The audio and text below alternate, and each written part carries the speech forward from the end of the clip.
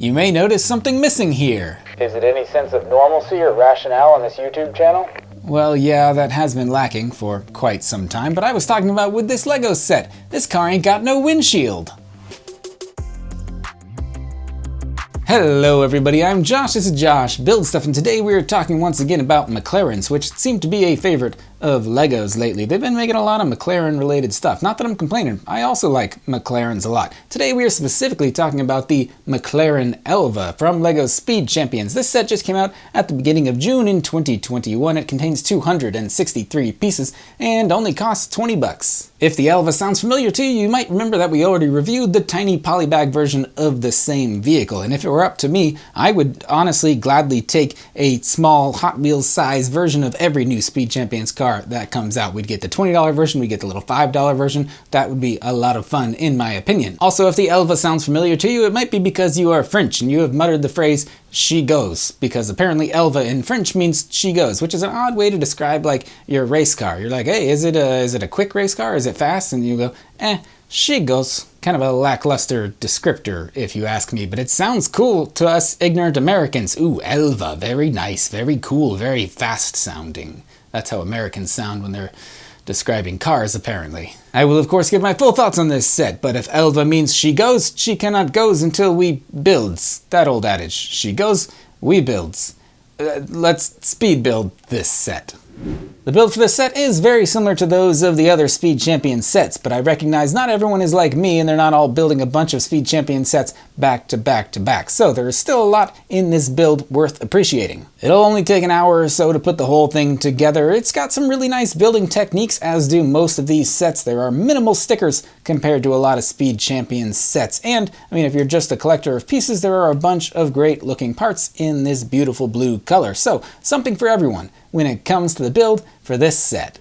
McLaren, in my opinion, makes some very nice vehicles. This Elva is no exception, albeit it is a very weird, odd-looking vehicle. And as I mentioned earlier, this car is missing its front windshield. I think this is supposed to be an homage, a throwback to like old windshieldless race cars from what, the 50s or 60s that McLaren originally made way back in the day. I don't know that it's super rational these days to have no windshield, but it doesn't matter for you and I, because none of us could actually afford this car, on top of the fact that they're only making like 250 of these cars in total, and so that would make them even less attainable for you and I. So this Lego version of this car may be the next best thing that us normies can even afford. I don't know about you, but I mostly know McLaren as making some really nice supercars. I guess that's probably how everyone knows McLaren. I also know McLaren as a Formula One team. Here goes an anecdote. I like McLaren as a Formula One team. I think they're doing quite well this year. I think they've got a nice driver lineup. Lando Norris was like third in the Drivers' Championship for a little while now. I think he's fallen to fourth, but in any case, Lando's still doing quite well this year. And of course, the team also has Daniel Ricciardo this year. It is his first year with the team. He's not doing as well as his teammate, but we are giving him some time to adjust. It's no reason to be mean to him just because he's not doing as well as some of the other drivers out there. Danny Rick is just like you and I, except he is a beautiful millionaire who drives race cars for a living and lives in Monaco and has kind of a privileged life, and I think he drives a McLaren on his off time when he's not driving a race car around the track at 200 miles an hour. So like I said, Daniel Ricciardo is just like you and I, so let's be nice to him even though he's not doing as well this year as a lot of us would like him to be doing. Tangent over, let's take a closer look at the details of this cool little Speed Champions car. I hope you're ready for your close-up, because it has in fact reached that time in the video. I've brought along the McLaren Elva in all of its glory, as well as the tiny Polybag version of the same vehicle. You can see right off the bat that they are obviously attempting to portray the same vehicle. There are some of the same details in both of these little cars, and I think this is a cool, excellent little example of how scaling a car up in Lego form makes it a lot easier to portray a lot of the same details. Can you just imagine if this was now like the scale of a creator expert car in like 1500 to 2000 pieces, how much more crazy detail you could get at a larger scale. I'll set that little fella down there because I want to talk more about this big fella. I guess we can call her a mid-sized fella because it is only a $20 set, but like with most of the Speed Champion sets, I like it. I really like what Lego was able to do here, and I like it for this important reason, along with other important reasons. I think this is an excellent candidate to be turned into a Speed Champions car. I don't think you could just turn any old vehicle into a Speed Champions car, and that's because the car, I think, has to have recognizable enough features, details, curves, anything has to be going on with the car that would make it distinct and recognizable in order to turn it into a car at this scale, so that car lovers and car fans would still recognize it, even if you did, I don't know, shrink it down to this size. And I think that this car has some weirdnesses going on with it, enough so that make it, like I said, an excellent candidate to turn into a Speed Champions vehicle. Some of those notable details are things like, I don't know, the interior, the weird looking headrests, which are recognizable. Obviously, the lack of any windshield going on there makes the whole car look kind of weird. It's got kind of this two-hump system going on in the back there that, if you look at any picture of the Elva, that is something that stands out, just like in the general shape of the vehicle. Also, it just is supposed to look like a roadster, but the McLaren people just did some weird stuff with it. Like here on the sides of the car, there are like in cuts, convex cuts, concave. Convex has a V, which is shaped like this.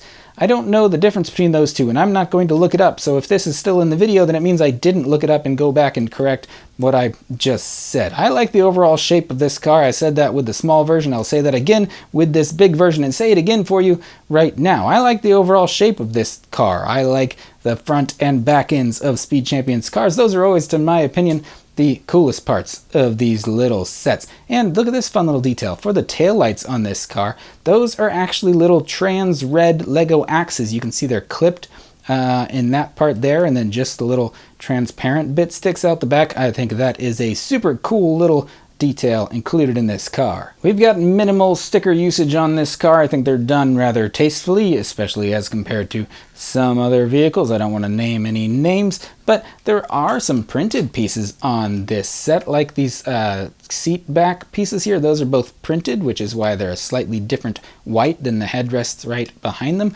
Also, this little radio piece is printed. I think this is a new piece, at least it's new to the Speed Champions car. I think that fits really well. If you can't really tell what's going on there, it looks like a little radio there. You got a little play button, a little stop button, a little fast forward buttons, everything that you would expect in a little Lego radio. Otherwise, as with most Speed Champions cars, you just gotta appreciate the overall look of the thing. And if Speed Champions aren't for you, then you probably won't appreciate it that much. But I encourage, and I've said this before, I'll say it again, I would encourage people to go out there, if they see a Speed Champions set that it's like, oh, that looks like a pretty cool car, even if it's not a car you've heard of or that you're familiar with, I think you should pick it up and buy it. They're only 20 bucks in most cases, and they're so much fun to build, and then in the end you're like, hey, I got a little toy race car. Who doesn't like little toy race cars? This set also includes a fittingly female minifigure dressed appropriately in McLaren gear. I say she is fittingly featured because if Elva means she goes, perhaps she is the she who is doing the going. So overall, in all seriousness, or at least in more seriousness than usual around here, I think this car is excellent. As a Lego set, I think it's priced well. I think it's worth picking up if you are someone who is a fan of Speed Champions vehicles. Let me know what you think about this new set in the comments down below. As always, I hope you enjoyed this video. If you did, be sure to like, subscribe, and tell your friends. And if Elva means she goes, then look up a translation for whatever in French would mean he goes, because that's what I'm doing. I'm going, I'm leaving, because this is the end of the video. So he goes, au revoir. Is that French? That's French. Au revoir, everyone.